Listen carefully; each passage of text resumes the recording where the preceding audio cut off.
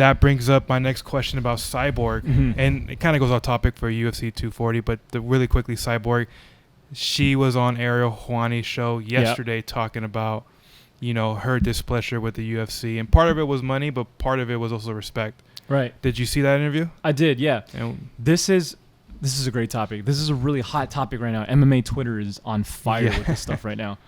So people are kind of split, right? There's people that are on Cyborg's side, and there's the other side, which is people that are just basically criticizing Cyborg. Like, I mean, the type of comments that I've seen on MMA Twitter is that she's always complaining, she's always whining, she should get over it. This happened such a long time ago. Yeah. Which that's a fact. This happened a long time ago. It happened when, if I'm not mistaken, somebody can clear this up. I think some of these comments happened when she was outside the UFC. Are you talking about the comments from Dana White? Yes. Okay. Yeah, I'm pretty sure that one was when she was not in the UFC. Okay. But at the end of the day, I mean, these comments are still pretty horrific, right? Like, Joe Rogan obviously said she had a dick, and then Tony Hinchcliffe took it a step even further. And most people know Joe. You know, and he's a comic, right? And I mean, not to say that he can't be a fucking bro sometimes, but I don't think that Joe said it like in a malicious way. He was just being a bro, you know, saying the same type of stupid shit that we all say, you know. But did it cross the line? Yeah. Was it fucked up? Yeah. Can I see how it hurt Cyborg's feelings? Absolutely, you know. But if I'm not mistaken, I think Joe did apologize to her. It doesn't sound like that apology was satisfactory to Cyborg because it happened off camera and all of this. But Dana, on the other hand, Dana was saying that she looked like Vanderlei Silva in a dress. Yeah.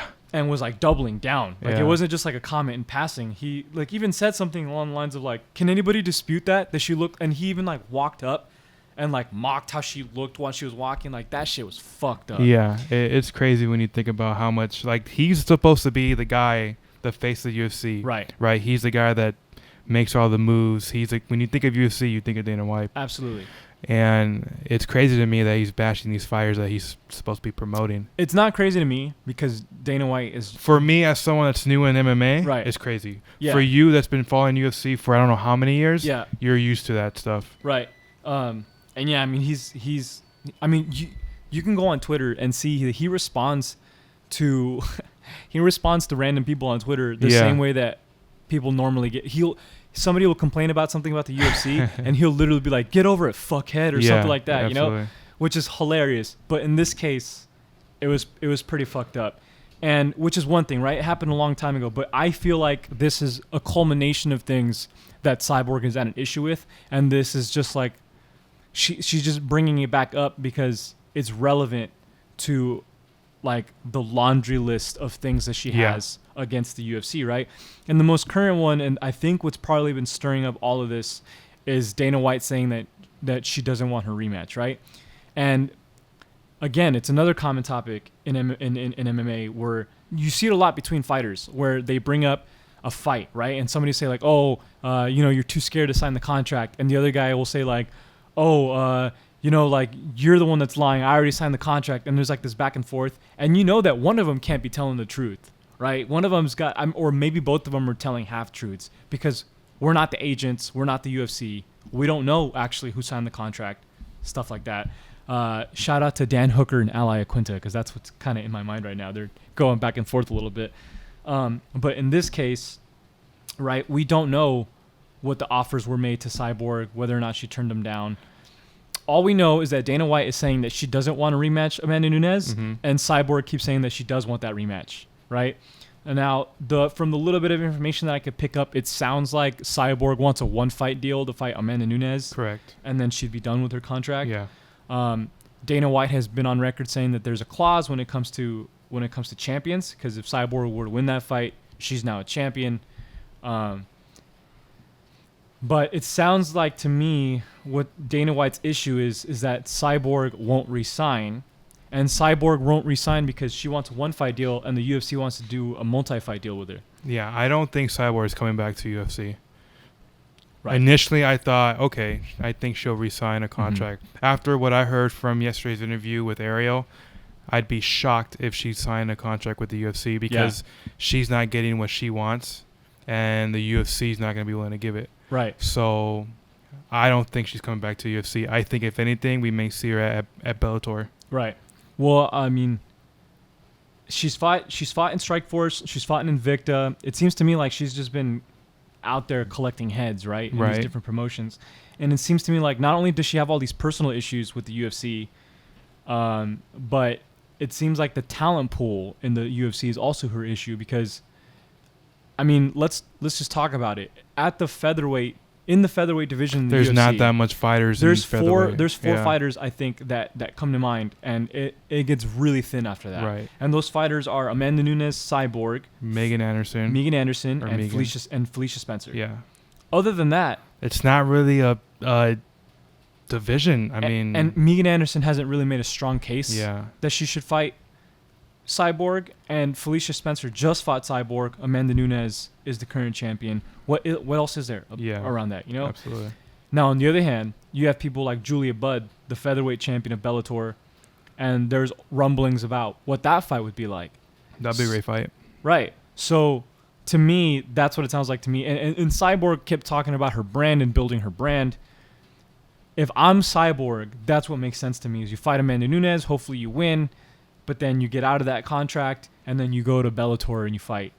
And you fight Julia Budd, right? Because we know Cyborg has a good relationship with Scott Coker. Absolutely. But somebody pointed out to me that that doesn't make any sense for the UFC though at all to give her a one fight deal. Well, if you're to give her a one fight deal, I think you know what she's gonna do afterwards. Yeah, she's gonna leave. Exactly. The only fight that interests her is that rematch. Right. So I can understand the UFC's point, but I'm just speaking on what I think Cyborg's going to do. Mm-hmm. I don't think she's going to resign with the UFC. I don't. It just seems like respect is a big factor for her and whoever she goes with. And who is more respectable to the fighters than Scott Coker? Scott Coker's the man. So I think that's what's going to... person. And not only that, but... And mistake me if I'm wrong, but don't they take care of more of their fighters financially more than... The UFC. I mean, I don't know. That's really debatable. I don't know, but at someone at Cyborg's level and the repetition she has, I wouldn't be surprised if they give her a lot more money than what the UFC is going to give her. Right. So. Well, we don't know that for sure. We don't know that, but we do know that some fighters have gone to Bellator. I'm saying that based on what other fighters have said. Yes. Who've made the switch from the UFC and Bellator. Right. And I wouldn't be shocked if that's the same case for Cyborg. Right. She's not just a random fighter. Right. She's been in the game for a long time. Right. Right. She has a name for herself. Mm-hmm. So it wouldn't surprise me if they take care of her financially, and she knows she's going to be respected as a fighter in Bellator than UFC. Right. You know, and she even mentioned about her kid, which is kind of fucked up that, you know, her kid's getting bullied. Like, that's not the kid's fault. Right. You know what I mean? So I think all that stuff weighs in on her. And absolutely. I think she's going to end up making the switch to another promotion. Right. And that's why I told you before this fight, I said, don't be surprised if we find out that she's leaving. Mm-hmm. No. Don't be surprised if that's her last fight, which I think it is. Right. And she signs with Bellator or maybe ONE FC, whatever. Right. You know, but I just don't see her going back to UFC. I don't. Not only do I agree with you, do I not see her going back to the UFC? I don't see a compelling argument for why she should. Mm-hmm. You know, other than the fact that it's the UFC, you know, I really can't see. I mean, there's no her division, you know, there's nothing for her there. That well is dry as far as I'm concerned. Right. Unless she beats Amanda, and in that case you could, I guess, start making the argument for the trilogy fight. But Amanda's a 2-weight champion. For sure. So